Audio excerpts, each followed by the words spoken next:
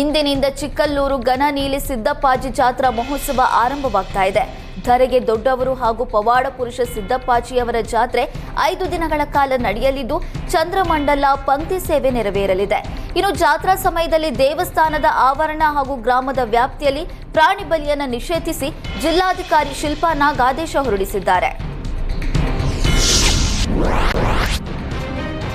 ಬಂಡೀಪುರದಲ್ಲಿ ಒಂಟಿ ಸಲಗವೊಂದು ರಸ್ತೆಗಿಳಿದು ವಾಹನ ಸವಾರರಿಗೆ ಹಾವಳಿ ನೀಡಿದೆ. ವೀಕೆಂಡ್ ಹಿನ್ನೆಲೆ ತಮಿಳುನಾಡಿನ ಊಟಿ ಮೂಲಕ ಕರ್ನಾಟಕಕ್ಕೆ ಬರ್ತಾ ಇರುವ ಪ್ರಯಾಣಿಕರು ಗಜರಾಜನ ಕಾಟಕ್ಕೆ ಹೈರಾಣಾಗಿದ್ದಾರೆ. ಗಜರಾಜ ರಸ್ತೆಯಲ್ಲೇ ನಿಂತಿದ್ದು 4 ಕಿಲೋಮೀಟರ್ ಟ್ರಾಫಿಕ್ ಜಾಮ್ ಉಂಟಾಗಿತ್ತು. ಇತ್ತೀಚೆಗೆ ತರಕಾರಿ ವಾಹನಗಳಿಗೆ ಇದೇ ಆನೆ ಆಗಾಗ ರಸ್ತೆಗಿಳಿತಾ ಇತ್ತು. ಅದನ್ನೇ ಅಭ್ಯಾಸ ಮಾಡಿಕೊಂಡು ಈಗ ರಸ್ತೆಯಲ್ಲೇ ನಿಂತು ಗಜರಾಜ ವಾಹನ ಸವಾರರಿಗೆ ಆತಂಕ ಮೂಡಿಸಿದ್ದಾನೆ. ಸ್ವಾಮಿ ವಿವೇಕಾನಂದ ಜಯಂತಿ ಮತ್ತು ರಾಷ್ಟ್ರೀಯ ಯುವ ದಿನಾಚರಣೆ ಪ್ರಯುಕ್ತ ಕಬ್ಬನ್ ಪಾರ್ಕ್ ಬಳಿ ವಾಕಥಾನ್ ನಡೆಯಿತು. ಸಮರ್ಥ ಭಾರತದ ವತಿಯಿಂದ ಬಿ ಗುಡ್ ಡೇ ಅಂತ ಅಭಿಯಾನವನ್ನ ಮಾಡಲಾಯಿತು. ಸಮರ್ಥ ಭಾರತದ ಟ್ರಸ್ಟಿ ರಾಧಾಕೃಷ್ಣ ಹೊಳ್ಳ ವಿವೇಕಾನಂದರ ಸಂದೇಶವನ್ನು ತಿಳಿಸುವ ಮೂಲಕ ವಾಕಥಾನ್ಗೆ ಚಾಲನೆ ನೀಡಿದರು. ಕಬ್ಬನ್ ಪಾರ್ಕ್ನಿಂದ ಕಂಠೀರವ ಸ್ಟೇಡಿಯಂ ಕಾರ್ಪೊರೇಷನ್ ಸರ್ಕಲ್ ಮುಖಾಂತರ 2 ಕಿಲೋಮೀಟರ್ ವಿವೇಕಾನಡಿಗೆ ನಡೆಯಿತು. ಸುಮಾರು 300ಕ್ಕೂ ಹೆಚ್ಚು ಉತ್ಸಾಹಿ ಯುವಕರು ವಾಕಥಾನ್ನಲ್ಲಿ ಭಾಗವಹಿಸಿದ್ರು. ಇದೇ ವೇಳೆ ವಿವೇಕಾನಂದರ ಸಂದೇಶಗಳನ್ನು ಬರೆದ ಪ್ಲೇ ಕಾರ್ಡ್ಗಳನ್ನು ಪ್ರದರ್ಶಿಸಲಾಯಿತು.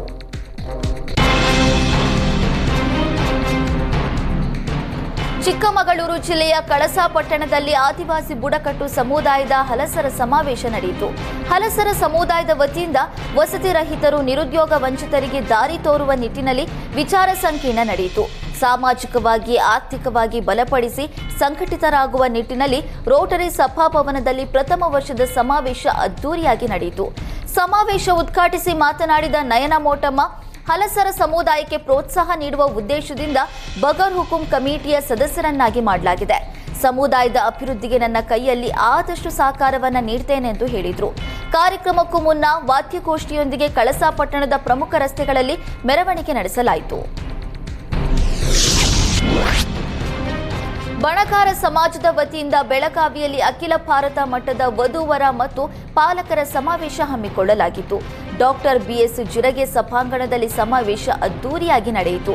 ಸಮಾವೇಶಕ್ಕೆ ಕರ್ನಾಟಕ, ಮಹಾರಾಷ್ಟ್ರ, ಆಂಧ್ರಪ್ರದೇಶ ಹಾಗೂ ಗುಜರಾತ್ ರಾಜ್ಯಗಳಿಂದ ಜನರು ಆಗಮಿಸಿದ್ರು. ಸಮಾವೇಶದಲ್ಲಿ ಭಾಗಿಯಾದ ವಧುವರರಲ್ಲಿ ಹೆಚ್ಚಿನ ಸಂಖ್ಯೆಯಲ್ಲಿ ಬಾಳ ಸಂಗಾತಿ ಹೊಂದುವಲ್ಲಿ ಯಶಸ್ವಿಯಾಗಿದ್ದಾರೆ. ಬಣಗಾರ ಸಮಾಜದ ಬಾಂಧವರಿಗೆ ಅನುಕೂಲವಾಗುವ ದೃಷ್ಟಿಯಿಂದ ಬೆಳಗಾವಿಯಲ್ಲಿ 9ನೇ ಬಾರಿ ಅಖಿಲ ಭಾರತ ಮಟ್ಟದ ವಧುವರ ಮತ್ತು ಪಾಲಕರ ಸಮಾವೇಶ ಪ್ರಯೋಜನವಾಗಿದೆ. ಮಾಲೂರು ಪಟ್ಟಣದ ಇಂದಿರಾನಗರ ಕ್ರಾಸ್ನಲ್ಲಿ ಡಾಕ್ಟರ್ ಬಿಆರ್ ಅಂಬೇಡ್ಕರ್ ಹೆಸರಿನ ನೂತನ ಆಟೋ ನಿಲ್ದಾಣವನ್ನು ಲೋಕಾರ್ಪಣೆ ಮಾಡಲಾಯಿತು. ನಮ್ಮ ಕರ್ನಾಟಕ ಸೇನೆ ವತಿಯಿಂದ ಕೊಡುಗೆ ನೀಡಲಾಗಿದ್ದು, ಮಾಲೂರು ಪೊಲೀಸ್ ಠಾಣೆಯ ವೃತ್ತ ನಿರೀಕ್ಷಕ ವಸಂತ್ ಅವರು ಆಟೋ ನಿಲ್ದಾಣವನ್ನು ಉದ್ಘಾಟನೆ ಮಾಡಿದ್ರು. ಆಟೋಗಳು ಸರಿಯಾದ ಸಮಯಕ್ಕೆ ಸಿಗದೆ ಸ್ಥಳೀಯರು ಪರದಾಡ್ತಾ ಇದ್ರು. ಇದನ್ನು ಗಮನಿಸಿ ನಿಲ್ದಾಣವನ್ನು ಉದ್ಘಾಟನೆ ಮಾಡಲಾಯಿತು. ಇನ್ನು ನೂತನ ಆಟೋ ನಿಲ್ದಾಣ ಉದ್ಘಾಟನೆಯಿಂದ ಆಟೋ ಚಾಲಕರು ಹಾಗೂ ಸಾರ್ವಜನಿಕರಿಗೆ ಸಂತಸ ತಂದಿದೆ. ನಮ್ಮ ಕರ್ನಾಟಕ ಸೇನೆಯ ಮಾಲೂರು ತಾಲೂಕು ಅಧ್ಯಕ್ಷ ರವಿಕುಮಾರ್, ಕಾರ್ಯಾಧ್ಯಕ್ಷ ಜ್ವಾಲಾಮುಖಿ ಸತೀಶ್ ಭಾಗಿಯಾಗಿದ್ದರು. ರಾಯಚೂರಿನ ಸಿಂಧನೂರು ಪಟ್ಟಣದಲ್ಲಿ ಸಹಕಾರಿ ಸಂಘಗಳ ಒಕ್ಕೂಟದ ನೇತೃತ್ವದಲ್ಲಿ ರಜತ ಮಹೋತ್ಸವ ನಡೆಯಿತು. ಪಟ್ಟಣದ ಸತ್ಯ ಗಾರ್ಡನ್ನಲ್ಲಿ ಮಹೋತ್ಸವ ಅದ್ದೂರಿಯಾಗಿ ಜರುಗಿತು. ಕಾರ್ಯಕ್ರಮಕ್ಕೆ ರಾಜ್ಯ ಸೌಹಾರ್ದ ಸಹಕಾರಿ ಸಂಘದ ರಾಜ್ಯಾಧ್ಯಕ್ಷ ನಂಜೇಗೌಡ ಚಾಲನೆ ನೀಡಿದರು. ಆ ಬಳಿಕ ಮಾತನಾಡಿದ ನಂಜೇಗೌಡರು, ರಾಜ್ಯದಲ್ಲಿ ಸೌಹಾರ್ದ ಸಹಕಾರಿಯಿಂದ 50,000 ಕೋಟಿ ರೂಪಾಯಿಗೂ ಅಧಿಕ ವ್ಯವಹಾರ ನಡೆದಿದೆ. ದೇಶದ ಆರ್ಥಿಕ ವ್ಯವಸ್ಥೆಯಲ್ಲಿ ಸಹಕಾರಿ ಸಂಘಗಳ ಪಾತ್ರ ಬಹುಮುಖ್ಯವಾಗಿದೆ. ಇಂತಹ ಸಹಕಾರ ಸಂಸ್ಥೆಗಳು ಅತಿ ಹೆಚ್ಚು ಬೆಳಿಬೇಕು ಅಂತ ತಿಳಿಸಿದರು.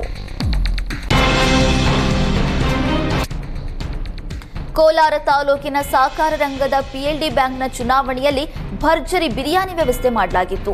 ಕಾಂಗ್ರೆಸ್ ಹಾಗೂ ಬಿಜೆಪಿ ಅಭ್ಯರ್ಥಿಗಳು ಮತ ಸೆಳೆಯಲು ಮತದಾರರಿಗೆ ಅಭ್ಯರ್ಥಿಗಳು ಬಿರಿಯಾನಿ ಹಂಚಿದ್ರು. ಕೋಲಾರ ನಗರದಲ್ಲಿರುವ ಸರ್ಕಾರಿ ಪದವಿ ಪೂರ್ವ ಕಾಲೇಜಿನಲ್ಲಿ ನಡೆದ ಪಿಎಲ್ಡಿ ಬ್ಯಾಂಕ್ ಚುನಾವಣೆಯಲ್ಲಿ ಮತದಾರರನ್ನ ಸೆಳೆಯಲು ಅಭ್ಯರ್ಥಿಗಳು ಈ ರೀತಿ ಕಸರತ್ತು ಮಾಡಿದ್ರು. ಗುಮ್ಮಟ ನಗರಿ ವಿಜಯಪುರದಲ್ಲಿ ರಾಜ್ಯ ಮಟ್ಟದ ಗಾಣಿಗ ಸಮಾವೇಶ ಅದ್ದೂರಿಯಾಗಿ ನಡೆಯಿತು. ನಗರದ ವನಶ್ರೀ ಮಠದಲ್ಲಿ ನಡೆದಂತಹ ಕಾರ್ಯಕ್ರಮದಲ್ಲಿ ಗಾಣಿಗ ಸಮುದಾಯದ ಸಾವಿರಾರು ಜನರು ಸೇರಿದ್ರು. ಇನ್ನು ಸಮಾವೇಶಕ್ಕೂ ಮುನ್ನ ಸುಮಂಗಲೆಯರಿಂದ ನಡೆದ ಕುಂಭ ಮೆರವಣಿಗೆ ಅದ್ದೂರಿಯಾಗಿ ಸಾಗಿತು. ನಗರದ ಸಿದ್ದೇಶ್ವರ ದೇಗುಲದಿಂದ ವನಶ್ರೀ ಮಠದವರೆಗೂ ಕುಂಭಮೇಳ ಮೆರವಣಿಗೆ ನಡೆಯಿತು. ಗಾಣಿಗ ಸಮಾವೇಶದಲ್ಲಿ ಸಚಿವ ಶಿವಾನಂದ ಪಾಟೀಲ್, ಸಂಸದ ಗದ್ದಿಗೌಡರ್, ಸಂಸದ ರಮೇಶ್ ಜಿಗಜಿಣಗಿ, ಶಾಸಕ ಬಸನಗೌಡ ಪಾಟೀಲ್ ಯತ್ನಾಳ್, ಶಾಸಕ ಲಕ್ಷ್ಮಣ್ ಸವದಿ ಸೇರಿದಂತೆ ಅನೇಕರು ಭಾಗಿಯಾಗಿದ್ದರು.